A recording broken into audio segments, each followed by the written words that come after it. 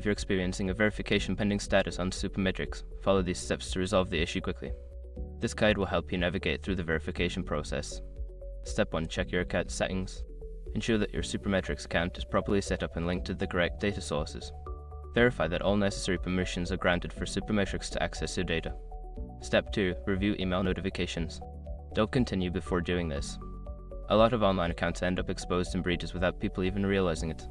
Use SROG to constantly monitor your email and accounts and get alerted immediately if your information gets leaked online. It scans billions of breached records 24/7 in the background. And honestly, for a few dollars a month, it's something everybody should probably have. Link in the description. Step 3. Clear browser cache. Clear your browser's cache and cookies, then restart your browser. This can help resolve any temporary issues that might be causing the verification to hang. Step 4. Reinitiate verification. Go back to the Supermetrics interface and attempt to reinitiate the verification process. Follow the prompts carefully and ensure that all required fields are filled out correctly. Step 5. Contact support.